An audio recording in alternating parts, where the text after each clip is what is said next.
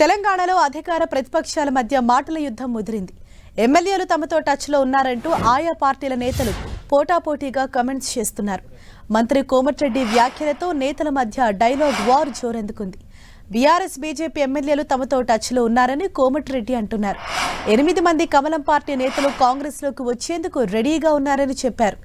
గేట్లు తెరవకున్నా బద్దలు కొట్టుకొని వచ్చేందుకు సిద్ధంగా ఉన్నారంటూ కోమటిరెడ్డి చిట్చాట్లో వ్యాఖ్యానించారు.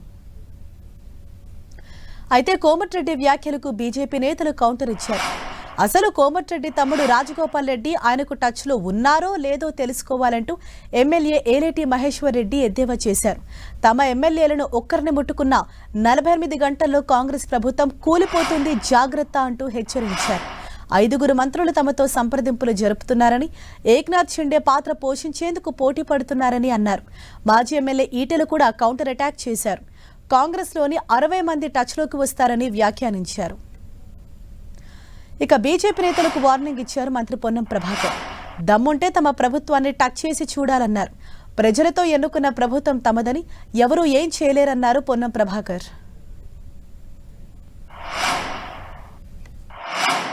ఏదో ఒకటి మాట్లాడాలని చెప్పి నిన్న కోమటిరెడ్డి మరి దినంలోనే పోసుకున్నాడో తెలియదు, మధ్య భ్రమించి మాట్లాడుతున్నాడో తెలియదు. 8 మంది బీజేపీ ఎమ్మెల్యే టచ్లో ఉన్నారట. అసలు నీ తమ్ముడికి టచ్లో ఉన్నాడో లేదో ముందు తెలుసుకో. నీ తమ్ముడే నీకు టచ్లో లేడట.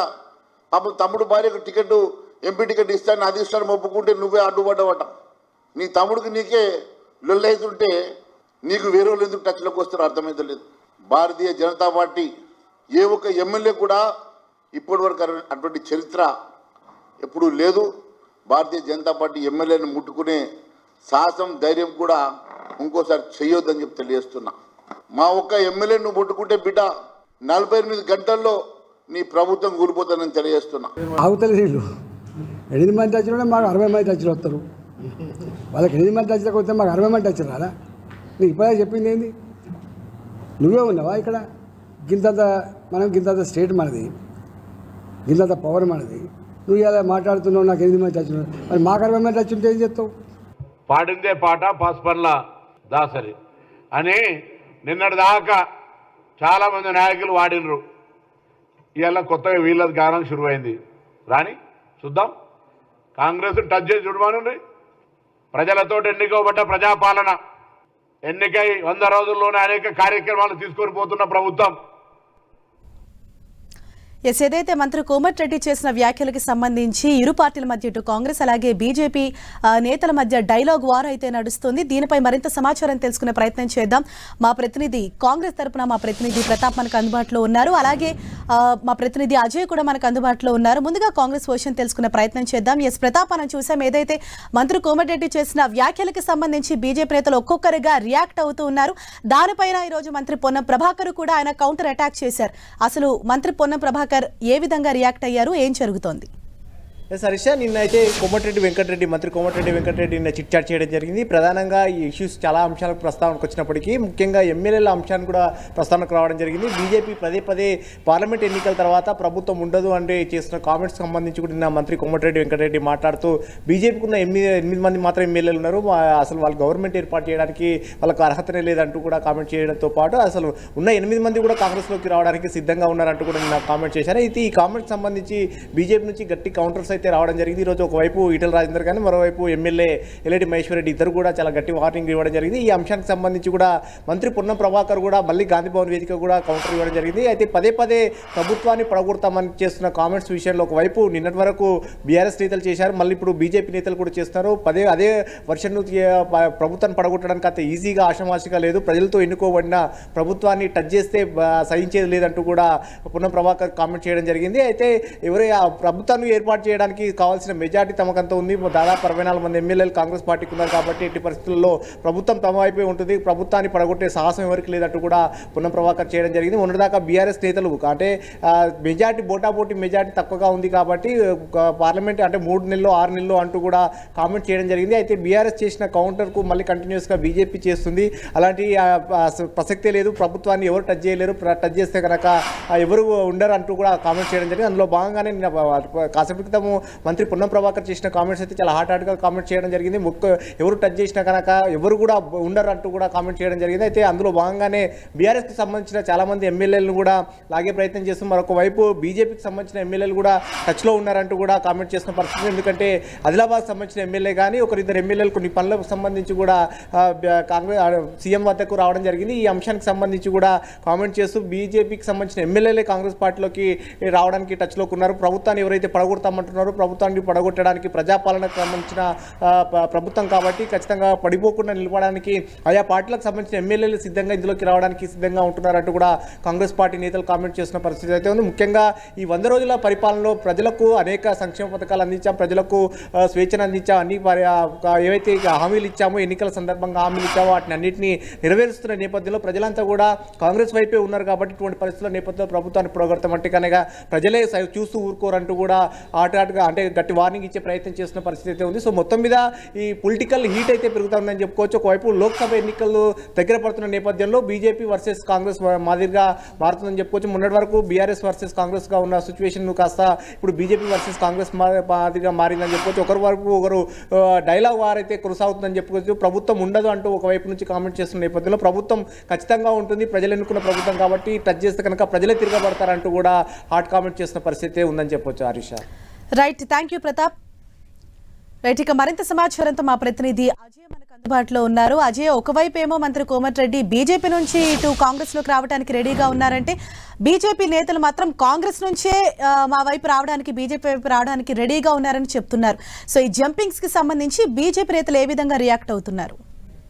మనం చూసుకోవచ్చు హరీష, నిన్న కోమటిరెడ్డి చేసినటువంటి వ్యాఖ్యలకు కౌంటర్ ఇస్తూనే బీజేపీ నేతలు ఈ మాటలు మాట్లాడినటువంటి పరిస్థితి కనబడుతుంది. ఎవరైతే నిన్న కోమటిరెడ్డి వెంకరెడ్డి బీజేపీకి సంబంధించినటువంటి 8 మంది ఎమ్మెల్యేలు మాతో టచ్లో ఉన్నారు, వాళ్ళు గేట్లు బద్దలు కొట్టుకొని కూడా వచ్చేట్లు ఉన్నారన్నటువంటి చేసినటువంటి కామెంట్స్ ఏవైతే ఉన్నాయో దానికి కౌంటర్ చేస్తూ ఒక్క ఎమ్మెల్యేని టచ్ చేసినా 48 గంటల్లో మీ ప్రభుత్వాన్ని కూల్చేస్తామంటూ బీజేపీకి సంబంధించినటువంటి floor leader Maheshwar Reddy comment చేసినటువంటి పరిస్థితి మనం చూడవచ్చు. అదేవిధంగా అసలు మీ తమ్ముడు మీతో టచ్లో ఉన్నాడా లేదా చూసుకోండి, ఆయన భార్యకు మీరు ఎంపీ టికెట్ ఇవ్వకుండా అడ్డుపడ్డారన్న కోపంలో ఆయన ఉన్నారు, అసలు ఆయనతో టచ్లో ఉన్నారో ఆయన టచ్లో ఉన్నారో లేడో చూసుకోండి అంటూ ఎద్దేవా చేసినటువంటి పరిస్థితి మనకు కనబడుతుంది. ఇటు రేవంత్ రెడ్డి పైన కోమటిరెడ్డి పైన ఇద్దరిని టార్గెట్ చేస్తూ మహేశ్వర్ రెడ్డి మాట్లాడడం జరిగింది. అయితే ఏదైతే కోమటిరెడ్డి 8 మంది బీజేపీ ఎమ్మెల్యేలు టచ్లో ఉన్నారటువంటి చేసిన కామెంట్స్ పైన బీజేపీకి సంబంధించినటువంటి ఈటెల రాజేందర్ కూడా స్పందించడం జరిగింది. 8 మంది ఎమ్మెల్యేలు వాళ్ళతో టచ్లో ఉంటే 60 మంది ఎమ్మెల్యేలు కూడా మాకు టచ్లోకి వచ్చే అవకాశం ఉంటుంది కదా, మీదెంత ప్రభుత్వం, మీ అధికారం ఎంత, మీ సైజ్ ఎంత, చిన్న రాష్ట్రం చిన్న అధికారం సైజు కూడా అంతే ఉంటుంది అంటూ కూడా ఆయన మాట్లాడినటువంటి పరిస్థితి కనబడుతుంది. ఇంకా అటు కేంద్రంలో మేము అధికారంలో ఉన్నాం, మా బలం ఎంత ఉంటుంది, మేము ఎంతమందిని తెచ్చుకోగలుగుతాం అనే ఇండికేషన్స్ ఇచ్చే విధంగా ఆయనైతే మాట్లాడినటువంటి పరిస్థితి మనం చూసుకోవచ్చు.